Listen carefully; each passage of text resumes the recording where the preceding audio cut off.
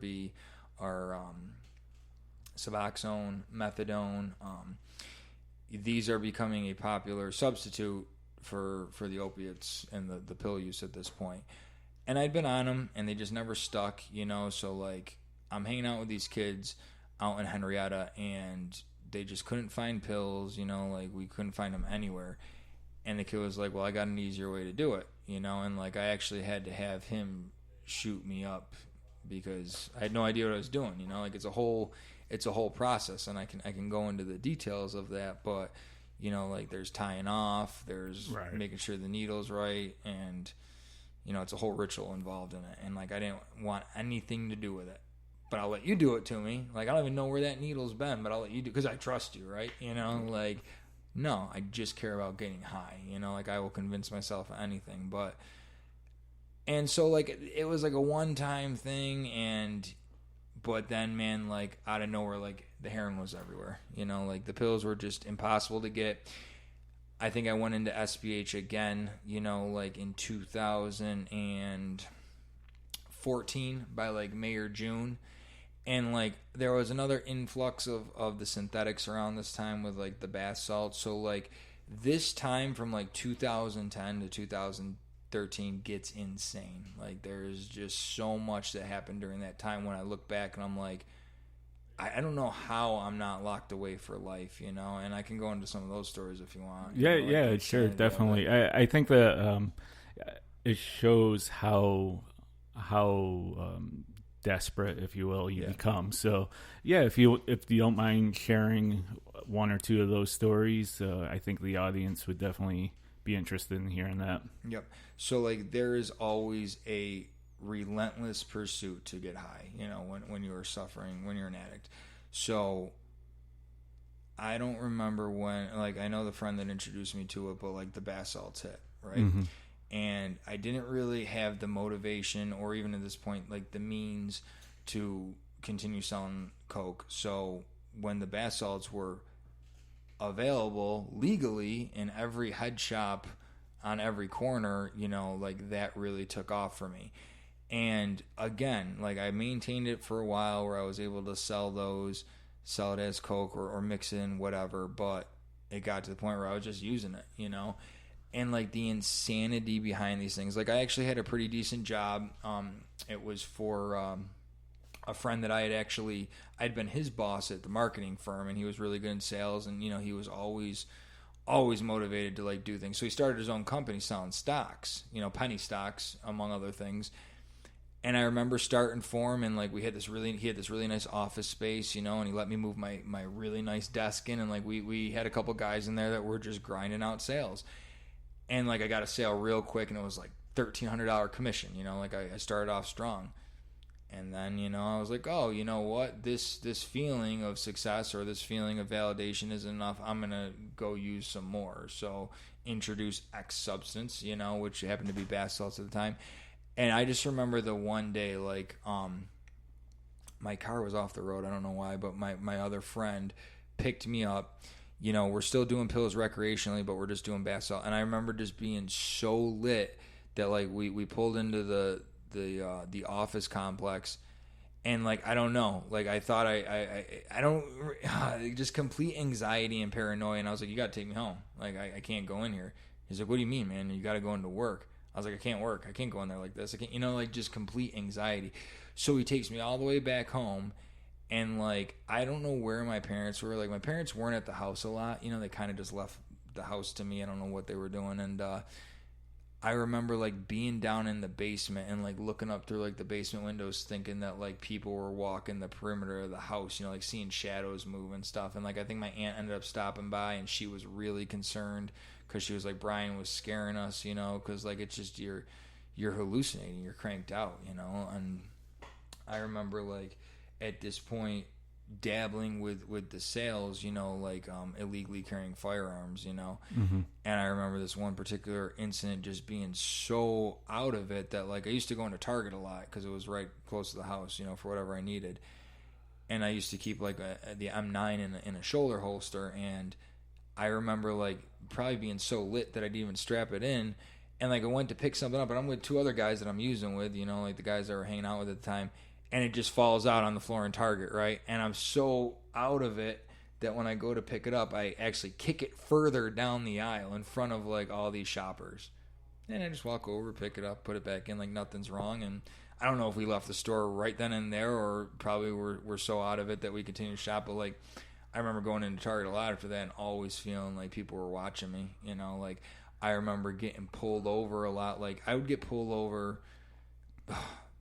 bi-weekly, and they'd always be like, "Oh, where's the shit? Where's the gun?" You know what I mean? Like, what are you doing? And like, I never was that stupid to carry stuff around me when I was driving around, but I don't know, man. And I remember like this one time, you know, cutting through the Irondequoit Mall, and like apparently like you can't just walk through, you know, buildings, parking lots when they're not occupied. You know, like the mall was abandoned, it's been out of commission for years.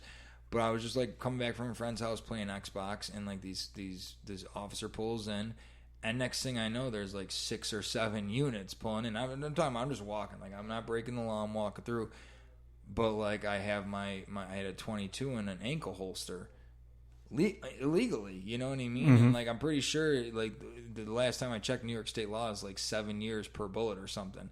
So they're patting me down, and I'm like, this is it. It is over, and they somehow miss it. Like, I don't know how, but they somehow miss it. So, like, just looking back on the insanity, I also truly believe that there was some greater energy or higher power looking out for me that, like, and I just chalk it up to that and do the best I can with what I have today. But, like, it really got insane to the point where, like, you know, when I was selling, and like back when I was selling before I moved back into my parents' house, like I had different houses or apartments set up to like where I didn't have to really handle any of the illegal shit, you know, like I'm doing everything out of the house. I don't care, you know, because I'm just, so like people are stopping by randomly.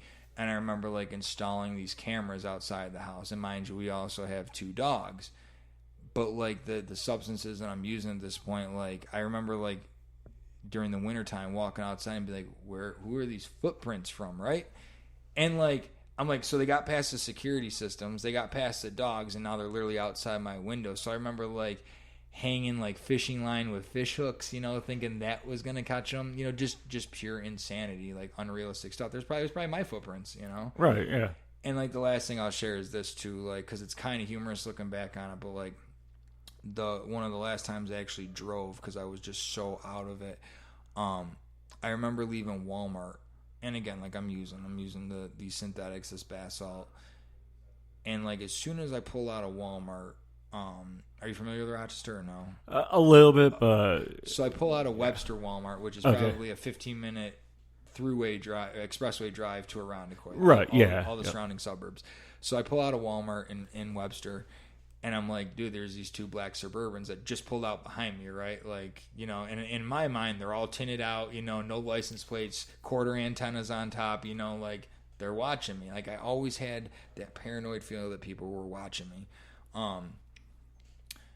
So like, I'm like, okay, well, we're going to take them on a drive, right? Like in my head, like, where are you going to drive? If they want you, they'll pull you over, right? So like, this short drive of diversion turns into like an hour of me driving around aimlessly, like freaking out. Like I'm like, they're still behind me, you know, they're the exact 2.5 car lengths back, you know.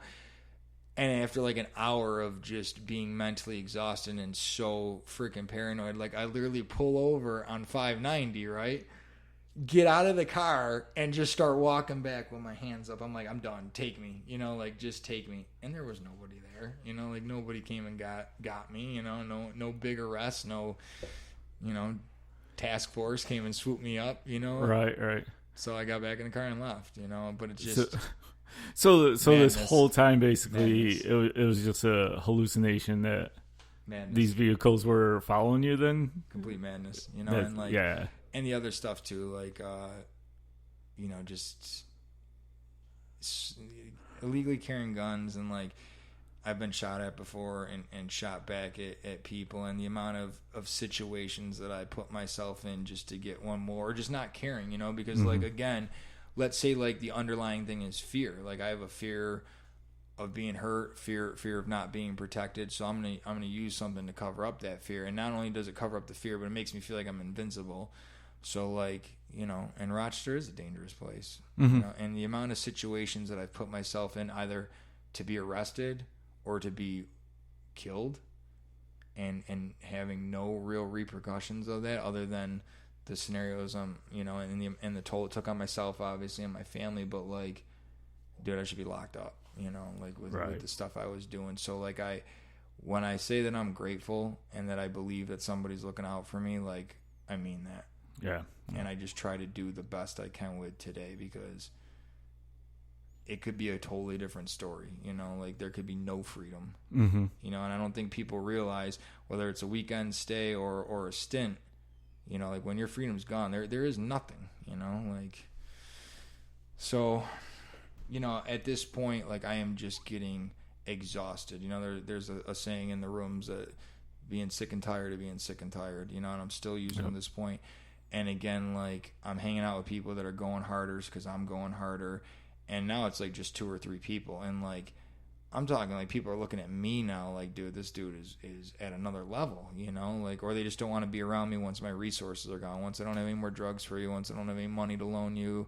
Once, you know, like I don't have the car to drive you around, and like, they want nothing from me, you know. But again, underlying issues, like I'm a people pleaser. I want to feel valid. So I'm going to do whatever I can to please you. And then when you don't respond the way I want you to respond, I'm going to resent you for it, you know. But I'll keep coming back to you because, like, I don't feel good about myself. Right. So I think that we definitely have an understanding of internally why you feel like you were using and some of the underlying causes of it, which I think it's interesting because, as you mentioned, growing up, it wasn't anything about your family. Your family was supportive. Your family was there for you. You had, yes, a small family, but they were close and such. And so it's more than just you decided to use. Like you said, you were trying to fill that void.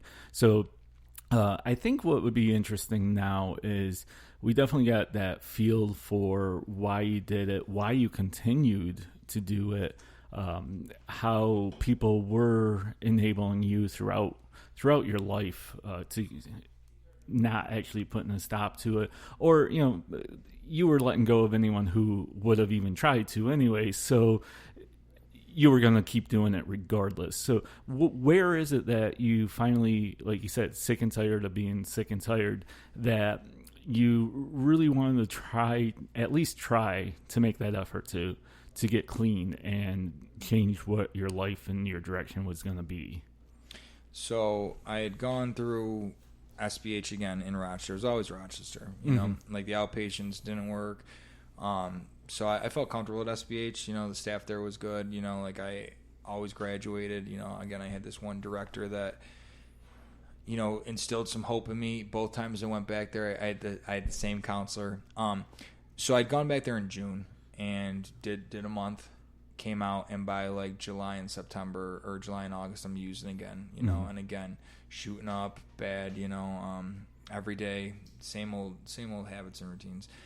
So like I call back in like October, and I'd always get her on the phone, you know, and you know, I called her director and she called me patient, and I was like, director, she's like, patient. I was like, do you have a bed for me? And she's like, what happened? You know, you were just here in June, you know. Oh, you know, blah, blah, you know, like, you know how it is out there, you know. And she's like, well, to be honest, I got like 30 people ahead of you, you know, the wait list.